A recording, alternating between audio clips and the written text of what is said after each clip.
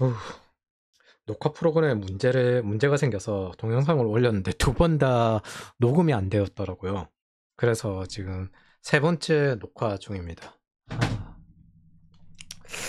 현재를 보려고 노력을 해야 되는데, 이걸 보통 과거를 보고 이제 다음에도 이어질 거라 생각하는 게 히스토리를 기반으로 한 예측 모델이고, 현재 상황에 의해서 정확하게 대응을 하고 위기에 대해서 미리 대비를 하는 게 전향 모델이라고 합니다. 보통 제가 이 말을 좋아하는데, 존재하는 것, 실존하는 것을 부정하면 존재하는 것에 무정으로 공격당한다, 이렇게 제가 표현을 하는데, 존재하는 것을 부정하기 때문에 미리 대비를 못해요. 그래서 무저항으로 그 위험이 확장되어서 공격당하게 됩니다. 그게 오늘의 모든 걸 함축하는 한 줄이라고 생각을 합니다. 이게 68혁명의 모습이거든요. 1968년에 스태그플레이션이 전 세계를 휘두를 때 성해방과 연애 자유를 주장하면서 68혁명이 프랑스에서 일어났습니다. 프랑스 대학가에서 전 세계 대학가로 확장되었고, 이때 포스트 모더니즘, 감정주의가 떠요. 그리고 반전, 자유연애의 시작이 된 이 운동은 한국에서는 운동권으로 전파가 됩니다. 그래서 68혁명은 마르크스주의를 적극 받아들였고, 이때 마르크스주의는 항징적으로 받아들였습니다. 전 세계 성경 다음으로 가장 많이 팔린 책이 마오쩌둥의 어록 리틀 레드북입니다. 이게 홍위병의 필수품이었는데 서구에서도 많이 팔렸어요. 이 영향으로 한국 대학가에서는 7, 80년대 운동권이 됩니다. 이것들의 대학 운동이 퍼져서 7, 80년대 운동권이 돼요. 기성세대에 대한 저항이기 때문에. 그래서 현재 진보 진영의 핵심 이론인 PD계, 레닌주의, 마오주의, 그리고 N에게 김일성 주체 사상을 성립하는 데 큰 영향을 줍니다. 다수는 김일성 주체 사상 기반의 N에게였고, 이게 대학의 대다수였어요. 운동권 대다수. 그리고 이들은 대학 진학이 대다수가 되는 90년대 선배로 군립합니다. 데모를 하던 사람들인데 빨리 칼같이 대학을 졸업했을 리는 없잖아요. 그래서 지금의 X세대들에게 이 사상을 전파했습니다. 그리고 90년대 대학을 다닌 이들은 자신들도 민주화 운동을 했다고 여기는데, 그런 활동적인 것 중에 대표적인 게 농활입니다. 87년부터 시작된 거거든요, 이거. 그래서 데모하던 대학생들이 칼같이 졸업하고 취업했을 리도 없고, 이런 것들을 전달하고, 전대협 한 총련이 주도하고 전농과 함께한 농활은 이게 우루과이 라운드, FTA 반대, 광우병 파동, 그리고 지금의 전농과 NLG 진영이 함께하는 배경이 여기서 나오게 됩니다. 지금도 전농과 NLG 진영은 둘이 함께하면서 열심히 간첩질을 하고 있죠. 대놓고 간첩질이죠, 사실은 이거. 그래서 이들은 결혼을 하고 아이를 낳고도 아이를 데리고 광우병 운동에 나왔습니다. 그리고 정교조로 학생을 동원했습니다. 요렇게. 이 친구들 중에 상당수는 이제 지금 페미니즘 하고 있겠죠. 그리고 이렇게 나왔습니다. 이게 뭐다? 운동권 경험을 그대로 결혼하고도 계속 혁명을 하고 있었다는 거예요. 우리가 괴담 주동자다, 이런 식으로 계속 하고 있었다는 겁니다. 40대는 지금도 운동을 하고 있다고 생각을 할 수도 있습니다. 동시에 신자유주의를 적극 반대했으면서 최고의 혜택은 다 받은 그 세대가 이 세대입니다. 그게 우리의 대적자들입니다. 저들은 대학생 때부터 지금까지 자신이 진보 진영을 지지하고 진보 활동을 한 것을 자랑스러워하며, 또한 그건 자식들에게 전달됩니다. 최근에 본 사례 중에 10대 자식이 보수화됐어요. 엄마는 진보학자야. 그래서 내 자식을 구원했다라고 하면서 별별 세뇌 비스무리하게 해가지고 자식을 진보에 충성하겠다는 방식으로 충성서약을 받아내듯 만들어냈습니다. 그런 것처럼 이들은 지금도 대화가 통하지 않는 이유는 자기들이 옳기 때문이고, 자신들이 수십 년간 뛰어들었던 것들이고 지금도 뛰어들고 있다고 생각하기 때문입니다. 궁금한 90년대 민주화운동을 찾아보면 도움이 됩니다. 이거 보면은 보통 하는 게 미군, 그리고 농활, 뭐 이런 것들 대부분 섞여 있습니다. 이들이 우리나라 초기 대학생들이에요. 그리고 엘리트 세대이며 2025년 현재 정부, 기업, 요직, 그리고 경제적 자산을 모두 장악하고 있고, 지금 보면은 부장들 이상들이죠. 그리고 뭐 중소기업 대표기도 하고, 이때 중년이었던 현재 노인 세대들은 이들을 온건하게 받아들였습니다. 왜? 이 대학생들이 앞으로 대한민국을 발전시킬 거라 생각했으니까. 젊을 때는 데모 좀 할 수 있지. 안타깝게도 이 사람들은 문과였죠. 그래서 우리나라가 아직까지도 문과 국가인 겁니다. 저들이 장악하고 있으니까. 이과가 주류가 된 게 한 2010년 넘어서부터 이과가 역전을 합니다. 그래서 이 사람들이 수배되었었는데 그게 풀렸던 이유는 대학생 대다수가 거기에 관련되어 있으니까. 그 대가를 우리가 지금 치르고 있습니다. 2003년 농활은 운동권의 유물로 받아들여지고, 그렇다 한데 어느 순간 한 시점만에 청산이 되겠습니까? 단계별로 대학은 운동권에서 벗어나려고 했고 성균관대부터 폐지했습니다. 차근차근 운동권 영향력에서 벗어나요. 이걸 바꿔 말하면 대학에서 개인주의와 연관된 자유주의가 퍼지기 시작했다는 겁니다. 반면 X세대들은 졸업하고 대학을 가지 않은 사람들끼리 합쳐져서 민주노총, 한국노총 이렇게 투신합니다. 뭐 솔직히 말해서 민주노총은 북한 주체사이지만 한국노총은 뭐 피디계 요 정도쯤? 그리고 한국노총도 엄밀히 말해서 목표가 사회주의입니다. 그래서 그건 제 취향으로 그렇게 좋아하지는 않는데, 대다수 사람들은 민주노총이 노인들 모임 정도라고 착각하는 경향이 있어요. 지금 X세대가 주류입니다. 그리고 Z세대가 많아요. 대학 나온 사람들만 진보 진영의 감성을 가지고 있었을까? 아닙니다. 80년대, 90년대에는 아직 중화학공업으로 전환하는 과도기였고요. 수공업 공장을 노동을 하기 위해서 각 지역에서 올라온 사람들이 가산이나 성수나 이런 데서 근무를 했어요. 그 공정 노동자들을 공부할 수 있게끔 도와주는 게 야학이란 게 있었는데, 이때가 전성기였어요. 80년대. NL계 지형은 노동야학이라는 이름으로 확장합니다. 이게 뭐다? 사회주의 사상을 보급하고 노동자를 교육하여 사회운동을 전개하는 걸 목표로 한 야학입니다. 보통 몰문교가 이거 비스무리하게 가르치는데 영어를 가르치면서 교리를 전파하는 거랑 같습니다. 즉 뿌리도 깊고 외연 확장도 멈추지 않고 있습니다. 지금도 이 진보 진영은 글로벌 단계로 신자파들은 전부 이래요. 6.8혁명 이후부터 신자파들인데 그 신자파들의 외연 확장은 지금도 이루어지고 있습니다. 그럼 그 기간 동안 보수는 뭐 했나? 자유주의적이지도 않고 권위주의에 가까웠으며 동시에 외연 확장도 이루지 않았습니다. 자, 사회주의 사상을 보급하고 노동자를 교육하여 사회운동을 전개하는 걸 목표로 한 야학이다. 그럼 여러분, 자유주의 사상을 전파하고 자유주의가 무엇인지 이해하고 그 다음에 그 금융에 대해서 교육하고 이런 운동하는 거 본 적 있습니까? 놀았어요. 그래서 웰빙 보수죠. 얘네들은 뭐 권위주의로 뭔가 와도 당연하다라고 생각을 하고 그렇게 움직입니다. 새로운 젊은 세대들이 위로 올라가기 위한 규제개혁이나 정치적 대체성, 즉 계급 이동을 해결하는 이런 게 진보 진영보다 나았습니까? 아닙니다. 전통 보수로는 안 되는 거예요. 못 이겨요.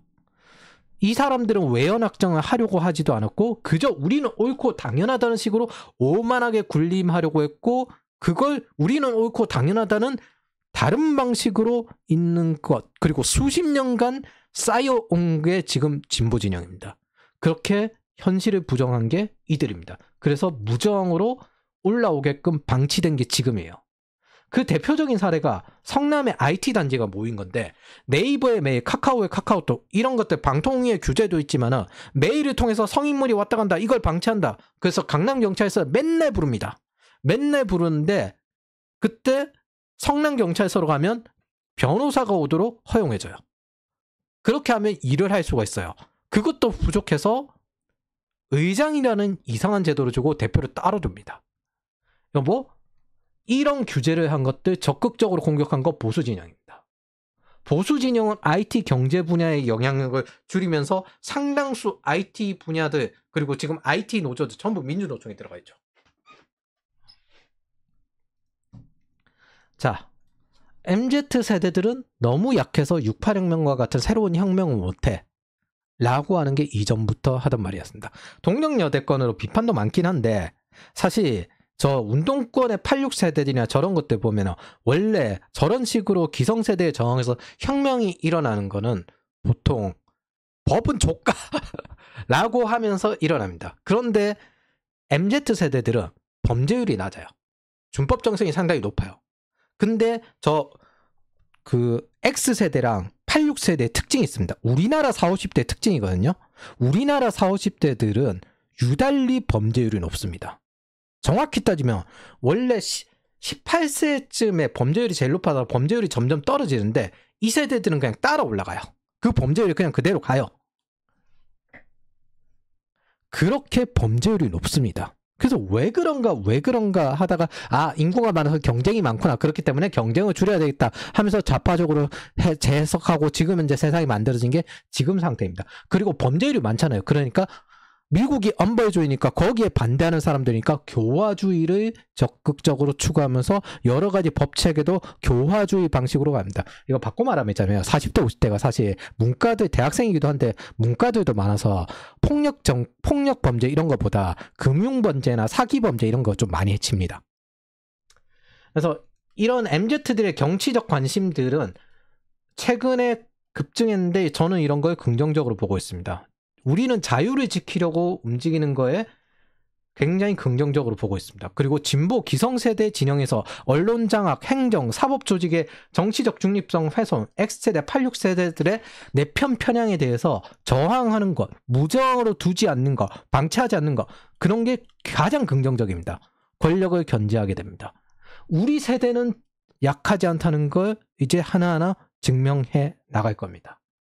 자유를 지키려고 하는 노력, 특히 자유 언론을 지키려고 하는 노력, 속지 않으려고 하는 노력에 대해서 굉장히 긍정적입니다.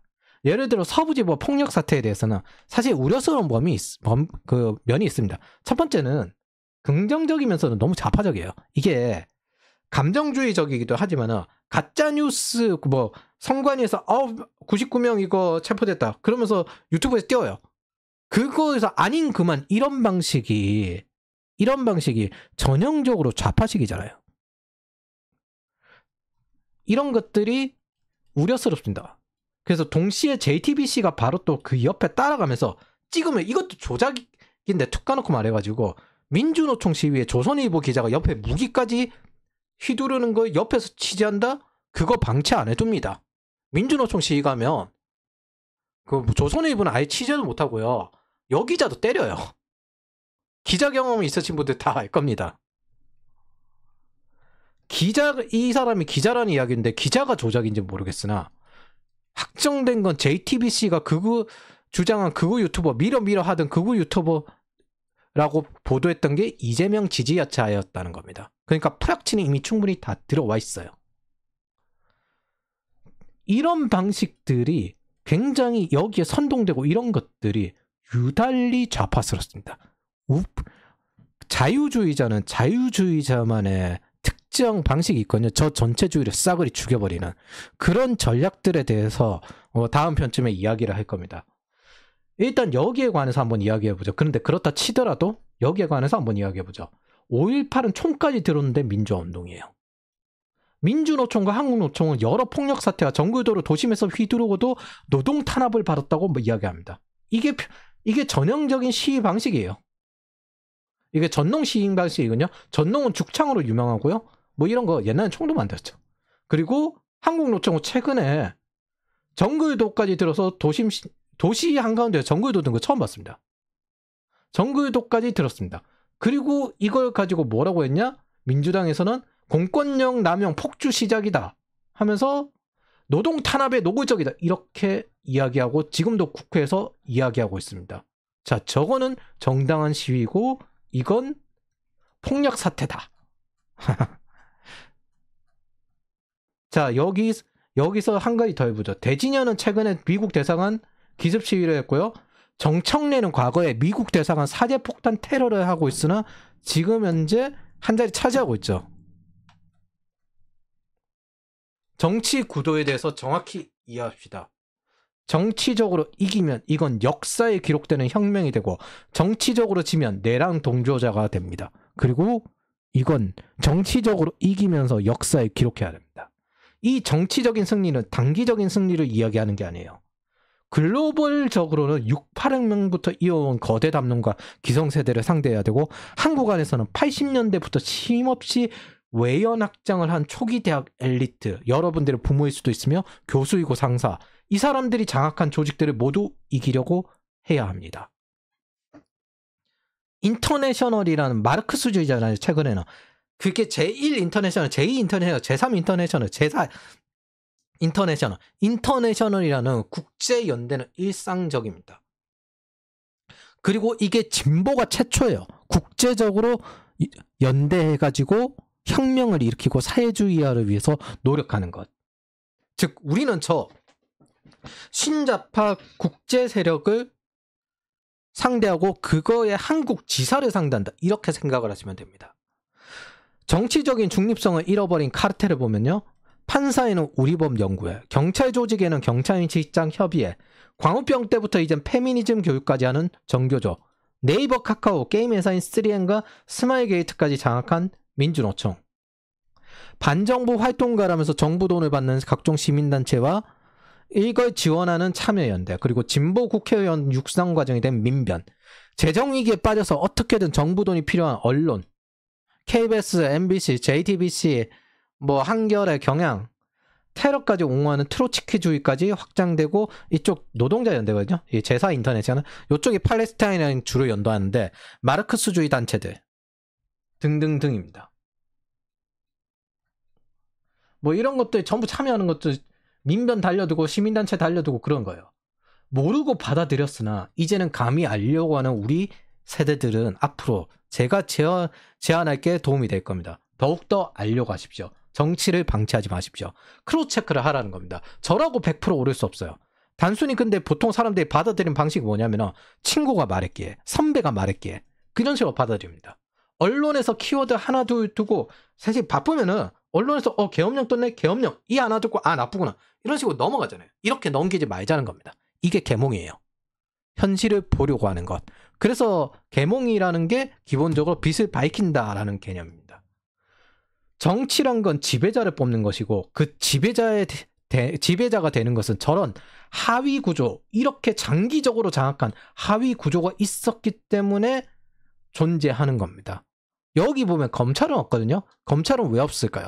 검찰은 있잖아요. 사시로 원래 이제 그 진보 진영이 뛰어들 수 없는 사시 카르텔이 있었는데, 정확히는 카르텔이라기보다 사시 이제 출신들이 있었는데 이 사시 출신들을 못 이기니까 뭘로 바꾸냐면 노무현 때 로스쿨로 바꿔서 깨버립니다.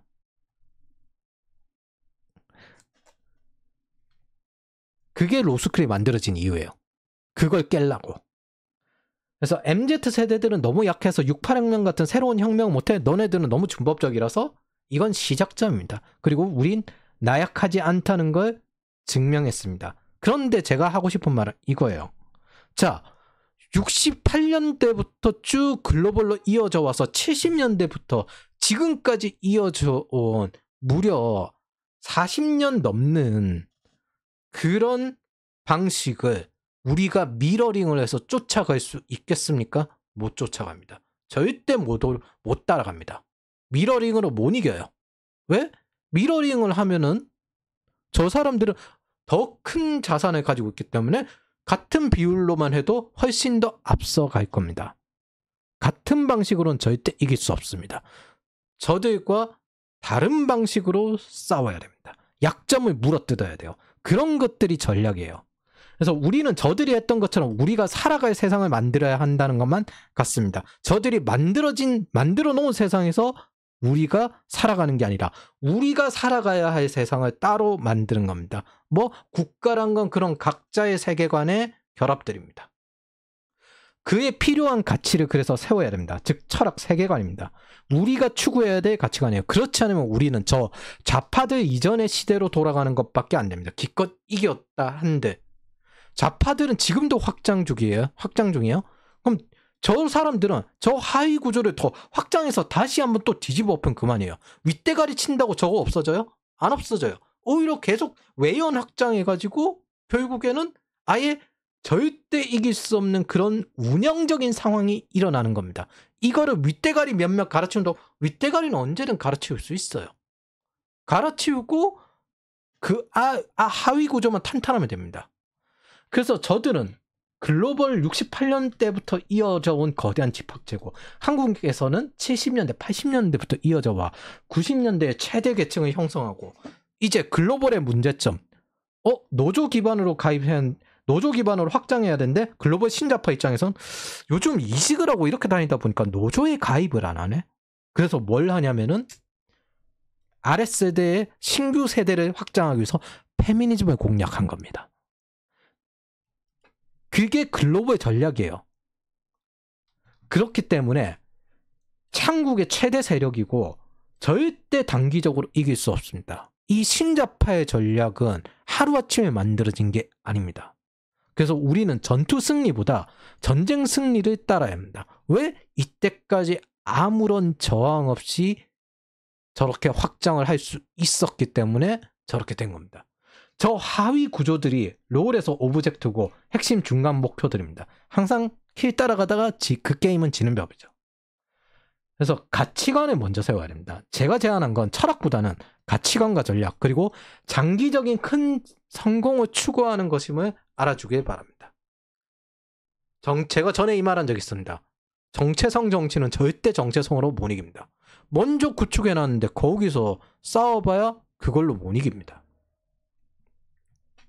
자, 이 신자파들이 혁명을 막기 위해 갈라놓은 아랫세대가 자기네들처럼 똑같이 혁명을 할 위험이 있기 때문에 가릅니다. 그리고 외연 확장도 할 겸 젠더 페미니즘 청년 세대, 남녀로 갈린 건 단순히 한국만 이런 게 아니라 글로벌 전략적으로 이렇게 된 거예요. 왜? 인터내셔널 마르크스주의자는 서로 연대되어 있으니까. 남녀의 정치적 양극화는 한국만의 문제가 아닙니다. 진보 진영은 국제적 연대가 익숙하며 WHO 팬데믹 조약도 거기에 속한 거예요. 문재인이 저기에 적극 추천했거든요. 락다운을 하는데 WHO 기반으로 결정을 할 수 있게 되는 겁니다. 각국의 보건의료에 대한 권한을 뺏어가지고. 그래서 트럼프가 WHO 타이틀을 주장하는 거고, 여기에 주로 활동하는 사람이 빌 게이츠입니다. 인구를 줄여야 된다 이야기하죠. 저출산이 걱정이다라고 말하지만 좌파는 이제 관심이 없습니다. 그냥 과거부터 저출산 떠든 건 선동 방식 중에 하나였어요. 빌 게이츠가 여기에 속하는데 인구를 줄여야 한다고 말하고 최근에는 유시민도 여기로 전환합니다. 그럼 니들이 10년 넘게 비판을 해오던 건 뭔데? 그리고 저걸 한 이유는 있습니다. 자기네들이 페미니즘이 되면 저출산이 해결될 것이라 했는데 날아갔거든요. 그러니까 이제 출산율 늘어봐야 필요 없습니다 라고 하는 겁니다. 근데 사실 우리 같은 문제가, 우리같이 페미니즘 때문에 이렇게 출산율이 줄어드는 문제가 단순히 우리나라에만 있을까요? 아닙니다. 글로벌에도 있겠죠.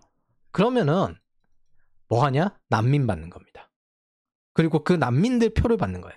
자, 페미니즘 없이 저출산 없다. 2016년. 그리고 2023년. 미 언론인 진단. 한국 저출산은 젠더 갈등 때문에. 이걸 이렇게 따로 진단할 필요 없죠. 남자들은 더 이상 페미니즘에 경도된 여자들을 역겹고 위험해서 참아낼 수 없기 때문이죠. 적당한 돈으로도 한국 사회에 또 없으면 행복하다는 걸 깨달은 겁니다. 기본적으로 B2C 대중소비란 건요, 가정 기반 소비예요. 여기서 연애를 통해서 돈을 쓰면서 성인이 되어가지고 결혼을 할 때 집까지 사면서 내수가 진작이 되는 겁니다. 그리고 아이가 다 크고 난 다음에는 실버 산업이긴 하지만 여기에는 소비가 많지 않아요. 가장 소비에서 중요한 세대들은 30대 연애하고 결혼하기 직전 신혼 시절, 요때 가장 소비가 많습니다. 특히 연애 유흥가에 관련된 그 자영업이나 이런 것들은 연애 시 소비가 굉장히 중요해요. 근데 그걸 지금 안 하죠. 그러니까 내수가 날이 갈수록 줄어들고 있는 겁니다. 그리고 그런 것들이 부동산 상승과도 관련돼 있고, 부동산인 사실 건설만큼 일자리를 많이 양산하는 게 없어요. 그렇게 연결이 되는 겁니다. 여러분들이 생각하는 레디컬 페미니즘, 에코 페미니즘, 이게 하루아침에 나오는 게 아닙니다.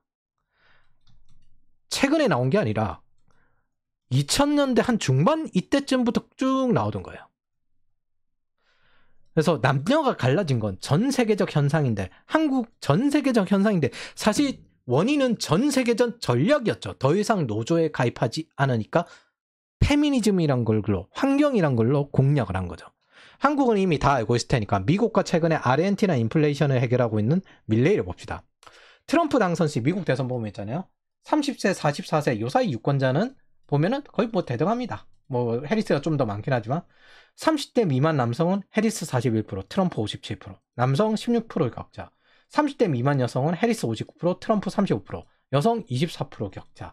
사실 이것도 있잖아요. 난민을 받아가지고 우리 표를 늘리겠다 생각했는데 보니까 난민 2세대는 자기네들이 미국인이라고 생각하거든요.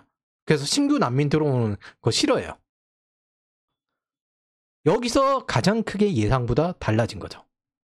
이렇게 어마어마한 남녀 차이를 만들어내고 있는데 아르헨티나 밀레이도 마찬가지입니다. 아르헨티나 밀레이가 전형적으로 기성세대들의 반발에서 청년계층 70%가 지지했는데 이거 잘 보면 있잖아요. 18세에서 25세 남성 56% 밀레이, 여성 34%입니다. 전 세계적으로 일어나고 있는 젊은이들 사이의 이념적 성별 분열입니다. 더 이상 세계는 고립되어 있지 않아요. 한국 내 거대한 좌파 기성세대인 분을 대적자로 준 게 아니라 국제적인 신좌파를 대적자로 두고 있는 겁니다. 국제적으로 연대하는 진보 진영 신좌파, 그리고 오랜 기간 이어져 내려오고 외연 확장을 계속하고 있는 거대 담론과 경제, 정치, 문화 집합체들을 대적해야 됩니다. 글로벌입니다. 그래서 대처 수상이 그 자유 진영인가? 그런 걸 만든 거예요.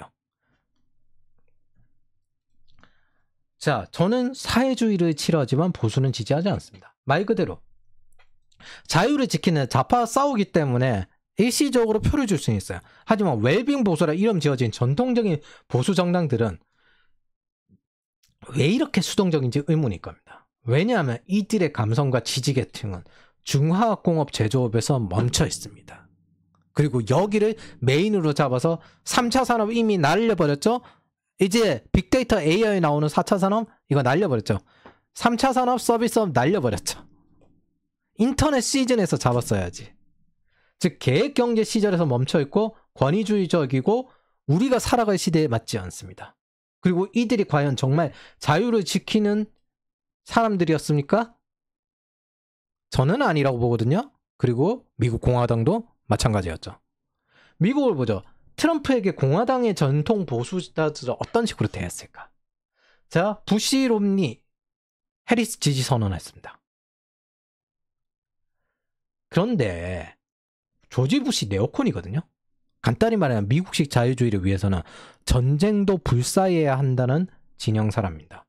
트럼프는 이런 공화당에 들어와서 장악했고 주류가 되었어요. 근데 이들은 자기네들 계파가 자리를 잃었어요. 그래서 테드 크루즈가 티파티형 극우인데 이런 사람들은 허용을 해도 트럼프는 절대 허용하지 못하겠다 라고 하는 게 이 공화당 지지자들입니다. 트럼프는 보수인가요? 아니요. 진보에 의해서 보수라고 떠밀렸을 뿐입니다. 아르헨티나 밀레이도 마찬가지입니다. 이 사람은 경제학자 시절에 양당을 모두 까던 사람이에요. 근데 진보 진영 좌파 문화에서 보수라고 떠밀렸어요. 신좌파에 의해서 극우라고 떠밀렸어요. 자, 그러면 세계 극우의 아이콘이 되었다 라고 하는데 이거 왜 그러냐면요. 수십 년간 이어온 아르헨티나 인플레이션을 칼같이 전부 개혁을 해가지고 정부 지출을 줄이는 것으로 단 몇 개월 만에 인플레이션 상승을 줄여버렸거든요. 그러니까 성공 사례잖아요. 증명된. 이제 불만이 있어도 이 전례가 있다. 그러니 아이콘이 되어버린 거죠. 미국에서 똑같이 하겠다고 하는 거고, 그리고 마침 전 세계를 보니까 양적 완화 때문에 인플레이션이 한창 아직까지 올라있는 국가 있고 언제든 올라갈 것 같은 위험이 있어요. 근데 저렇게 하면은, 저렇게 칼같이 개혁해버리면 인플레이션이 해소가 되고 화폐 가치가 되돌아오는구나. 증명이 됐잖아요.